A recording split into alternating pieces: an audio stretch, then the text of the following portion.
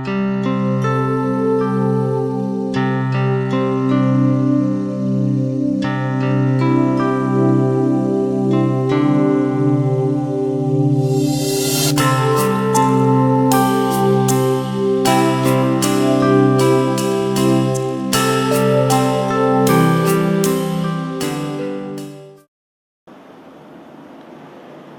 തിരുനാമത്തിന് മഹത്വമുണ്ടാകട്ടെ. പ്രിയ സഹോദരങ്ങളെ, ദിവസങ്ങളിൽ ദൈവവചനത്തിൻ്റെ ചില വശങ്ങൾ നമ്മൾ ധ്യാനിക്കുകയായിരുന്നു. ഇന്ന് പാപമോചനം എന്ന ഒരു വിഷയത്തെക്കുറിച്ച് സംസാരിക്കാനാണ് ഞാൻ ആഗ്രഹിക്കുന്നത്. ഇങ്ങനെ ഒരു പാട്ടുണ്ട്: പാപിയായിരുന്നെന്നെ രക്ഷിപ്പാനായി യേശു ക്രൂശിലേറി തൻ്റെ ജീവനർപ്പിച്ചു. യേശു എത്ര നല്ലവൻ, യേശു എത്ര വല്ലഭൻ, പതിനായിരങ്ങൾ അതിശ്രേഷ്ഠനവൻ. യേശു എത്ര നല്ലവൻ, യേശു എത്ര വല്ലഭൻ, പതിനായിരത്തിലതിശ്രേഷ്ഠനവൻ. അതായത് പ്രിയപ്പെട്ടവരെ, മനുഷ്യകുലത്തിൻ്റെ പാപം നീക്കുവാൻ വേണ്ടി യേശു കുരിശിൽ മരിച്ചു. ഇതൊരു വലിയ സത്യമാണ്. അതായത് നമ്മളെല്ലാവരും ക്രിസ്മസ് ആഘോഷിക്കുന്നു.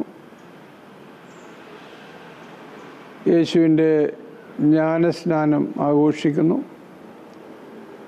യേശുവിൻ്റെ പീഡാനുഭവം നമ്മൾ സ്മരിക്കുന്നു. ദുഃഖവെള്ളിയാഴ്ച നമുക്കറിയുന്നുണ്ട്.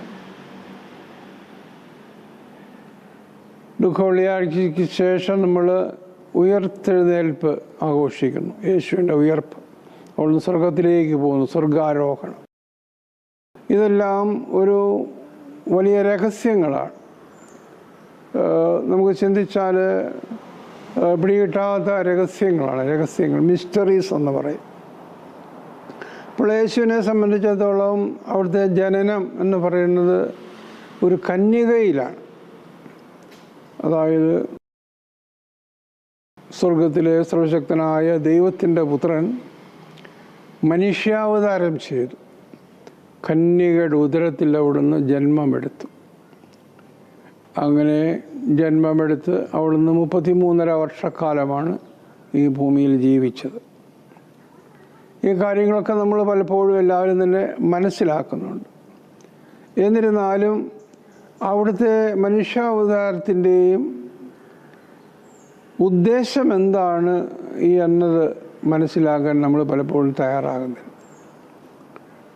എല്ലാ മനുഷ്യരുടെയും പാപമോചനത്തിന് വേണ്ടി ആണ് അവിടുന്ന് മനുഷ്യനായി അവതരിച്ചത്. ഈ 33 വർഷക്കാലത്തെ ജീവിതത്തിൽ 3.5 വർഷക്കാലം അവിടുന്ന് തൻ്റെ വചനം നമ്മളെ പഠിപ്പിച്ചു.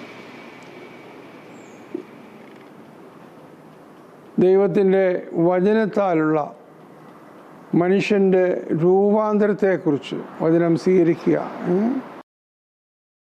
ദാഹിക്കുന്ന ഏവനും എൻ്റെ അടുക്കൽ വന്ന് കുടിക്കട്ടെ, എന്നിൽ വിശ്വസിക്കുന്നതിൻ്റെ ഹൃദയത്തിൽ നിന്ന് വിശുദ്ധലിഖിതം പ്രസ്താവിക്കുന്ന പോലെ ജീവജലത്തിൻ്റെ നദികൾ ഒഴുകും. ഇങ്ങനെ ഒത്തിരി വാക്യങ്ങൾ നമ്മൾ മനസ്സിലാക്കുന്നുണ്ട്. അപ്പം ഇത് നമ്മുടെ ജീവിതത്തിലൊരു അനുഭവമായി തീരുക, അതിലേറ്റവും പ്രധാനപ്പെട്ട ഭാഗമാണ് പാപമോചനം എന്ന് പറയും. പാപമോചനത്തിന് വേണ്ടി ആണ് നമ്മളെ പാപത്തിൽ നിന്ന് വിടുവിക്കാൻ വേണ്ടി, രക്ഷിക്കാൻ വേണ്ടിയാണ് കർത്താവ് കുരിശിൽ മരിച്ചത്. അവിടുന്ന് എല്ലാ ഉപദേശങ്ങളും നമുക്ക് തന്നു. എങ്ങനെ മനുഷ്യൻ ജീവിക്കണം, ഏറ്റവും പ്രധാനപ്പെട്ട കൽപ്പന ദൈവത്തെ പൂർണ്ണ ഹൃദയത്തോടെ, പൂർണ്ണ മനസ്സോടെ, പൂർണ്ണ ആത്മാവോടെ, സർവശക്തിയോടെ സ്നേഹിക്കുക. നിന്നെപ്പോലെ നിൻ്റെ അയൽക്കാരനെ സ്നേഹിക്കുക. ഈ 2 കൽപ്പനകൾ നമ്മൾക്ക് അനുസരിക്കാൻ സാധിക്കാതെ വരുമ്പോൾ നമ്മൾ സത്യത്തിൽ പാപം ചെയ്യുകയാണ്.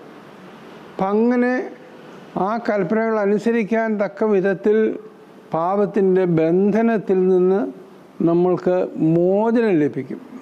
ഇങ്ങനെ ഒരു പാട്ടും കൂടെ ഉണ്ട്: പാപത്തിൻ ബന്ധനം നീക്കിടുവാൻ കാൽവരി തന്നിൽ നീ യാഗമായി പാപികളെ തൻ്റെ മാർവിൽ ചേർത്ത് പാവന സ്വർഗം മെനഞ്ഞിടുന്നു.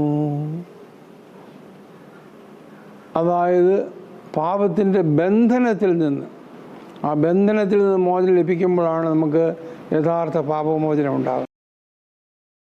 നമ്മൾ കുമ്പസാരത്തെക്കുറിച്ച് ചിന്തിക്കുകയുണ്ടായി. നമ്മൾ കുമ്പസാരിക്കുമ്പോൾ പോയി പാപം ചെയ്യുന്നു. ഞാൻ മോഷ്ടിച്ചിട്ടുണ്ട്, കള്ളസാക്ഷി പറഞ്ഞിട്ടുണ്ട്, വ്യഭിചാരം ചെയ്തിട്ടുണ്ട്, എല്ലാം പറഞ്ഞു നമ്മൾ കുമ്പസാരിക്കുന്നു, പാപമോചനം സ്വീകരിച്ച് പോകുന്നു. 2 ആഴ്ച കഴിയുമ്പോൾ വീണ്ടും നമ്മൾ ഈ പാപത്തിലേക്ക് പോകുന്നു എന്നൊരു കുറവ്. യഥാർത്ഥ പാപമോചനം നമുക്ക് സാധിക്കാത്തതുകൊണ്ട്. അപ്പോൾ ദൈവസന്നിധിയിൽ ദൈവത്തിൻ്റെ വചനത്താലും ദൈവത്തിൻ്റെ പരിശുദ്ധാത്മാവിനാലും നാം രൂപാന്തരപ്പെടുന്നതാണ് യഥാർത്ഥ പാപമോചനം.